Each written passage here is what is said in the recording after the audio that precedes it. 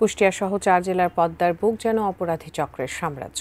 অবৈধ বালু উত্তোলন আর আধিপত্য বিস্তার নিয়ে প্রকাশ্যেই চলছে বিভিন্ন সন্ত্রাসী বাহিনীর অস্ত্রের মহড়া ও চাঁদাবাজি। ঘটছে সংঘর্ষ ও প্রাণহানি। একদিকে বালু মহাল থেকে কোটি কোটি টাকা রাজস্ব হারাচ্ছে সরকার, অন্যদিকে সাধারণ মানুষের কাছে আতঙ্কের হয়ে উঠেছে নৌপথ। কুষ্টিয়া প্রতিনিধি শরীফুল ইসলামের পাঠানো তথ্য ও ছবি নিয়ে ডেস্ক রিপোর্ট। এভাবেই পদ্মার বুকে চলছে অবৈধ বালু উত্তোলনের মহাযজ্ঞ। পেছনে রয়েছে বিশাল অপরাধ জগতের ছায়া। আধিপত্য বিস্তারে সন্ত্রাসী বাহিনীগুলোর অস্ত্রের মহড়া এখানে নিত্যদিনের ঘটনা। কুষ্টিয়া, রাজশাহী, নাটোর ও পাবনা অঞ্চলের পদ্মার বুকে সরকারের ইজারা দেয়া দুটি বালু মহাল।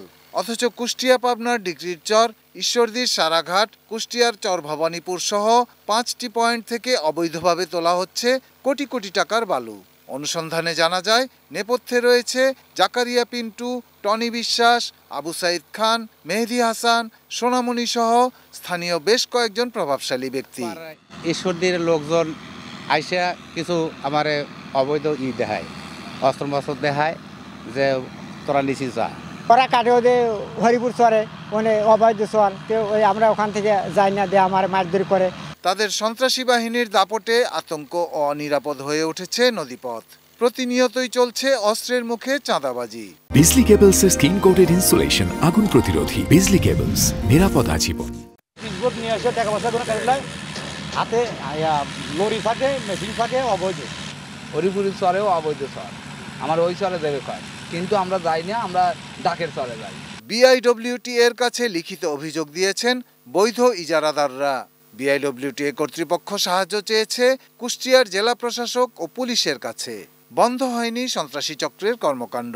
এখানে কোনো ইজারা নেই, এখানে জাকারিয়া পিন্টু এবং টনি বিশ্বাস অবৈধভাবে বালু উত্তোলন করছে।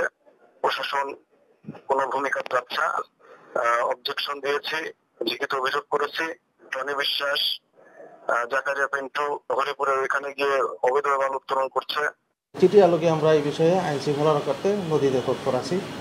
কেউ অবৈধভাবে বালি তুলতে পারবে না। ক্যামেরার সামনে কথা বলতে না চাইলেও অবৈধভাবে বালু উত্তোলনের সাথে জড়িতদের বিরুদ্ধে ব্যবস্থা নেওয়ার আশ্বাস দিয়েছেন জেলা প্রশাসন। চিঠিটা সরাসরি বলা আছে বালি উত্তোলনের কোনো পারমিশন কারণ নাই, যেভাবে যারা তুলছে সেটা অবৈধ, এদের আমাদের অভিযান চলবে। অভিযুক্তদের সাথে যোগাযোগের চেষ্টা করেও পাওয়া যায়নি। Shahidul Rana, desk report, ATN news.